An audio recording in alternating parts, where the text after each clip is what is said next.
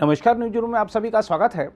राष्ट्रीय स्वयंसेवक संघ के प्रमुख मोहन भागवत ने कहा है कि भारत आर्थिक रूप से प्रगति कर रहा है, लेकिन उसकी पश्चिमी और उत्तरी सीमाएं इतनी सुरक्षित नहीं है कि लोग शांति से सो सकें। मोहन भागवत ने किसी देश का नाम नहीं लिया, लेकिन उनका परोक्ष इशारा पाकिस्तान और चीन की ओर माना जा रहा है। भागवत ने अहमदाबाद में आरएसएस के कार्यक्रम में कहा, आज हमारा देश प्रगति कर रहा है, इसकी साख, महत्व और संपदा भी बढ़ रही है। लोगों के बीच देशभक्ति का प्रसार साफ दिखाई दे रहा है और यही कारण है कि हमें G20 का नेतृत्व मिला है। उन्होंने कहा, हालांकि कई चुनौतियां भी हैं। उन्होंने कहा, हमारी पश्चिमी और उत्तरी सीमाएं इतनी सुरक्षित नहीं हैं कि हम शांति से सो सकें।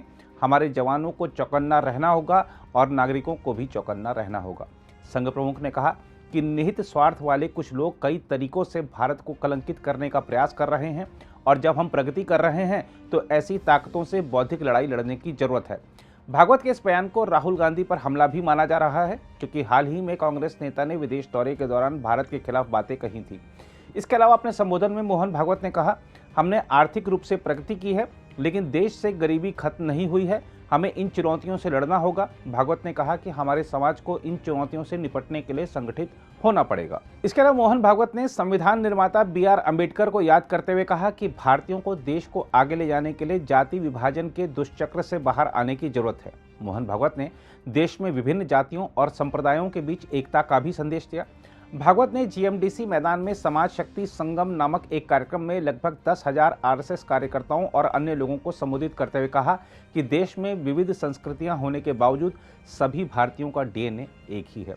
उन्होंने अंबेडकर की 132वीं जयंती के अवसर पर कहा, अंबेडकर ने कहा था कि भारत विदेशियों से इसलिए नहीं हारा क्योंकि वे मजबूत थे, बल्कि हमने उन्हें अपने देश को चांदी की थाल में सजाकर पेश किया, क्योंकि हम अपने मतभेदों के कारण आपस में लड़ते थे, अन्यथा हमारी आज़ादी को कोई छीनने में सक्षम नहीं था।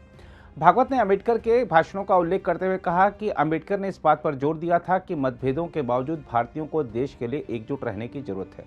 RSS प्रमुख ने कहा, डॉक्टर अंबेडकर ने यह भी कहा था कि एक न्यायपूर्ण और समान समाज बनाए बिना भारत राजनीतिक और आर्थिक स्वतंत्रता हासिल नहीं कर सकता है।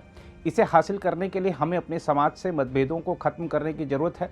हम अतीत में एक संयुक्त समाज थे, बाद में हमने इन जातियों और वर्गों का निर्माण किया जिससे हमारे बीच मतभेद पैदा हुए। उन्होंने कहा, अब मैं कह रहा हूं कि विदेशी ताकतों ने उस स्थिति का फायदा उठाया और इस दरार को और चौड़ा किया। हमें इस दुष्चक्र से बाहर आना होगा और एकजुट होना होगा, नहीं तो हम देश को आगे ले जाने के अपने सपनों को साकार कैसे करेंगे। भागवत ने कहा, भारत में व्याप्त सभी विविधताओं को स्वीकार और उनका सम्मान करते हुए हमें यह भी ध्यान रखना होगा कि हम पहले भारत के हैं। भारतीय संस्कृति, कई लोग इसे हिंदू संस्कृति या सनातन संस्कृति कहते हैं, इसके कई नाम हैं। अलग अलग भाषाएं, रीति रिवाज या क्षेत्रीय पहचान होने के बावजूद हमारा DNA आखिरकार एक ही है। अगर आप भी लेना चाहते हैं देश दुनिया की तमाम जानकारी, तो आज ही सब्सक्राइब करें हमारे चैनल को।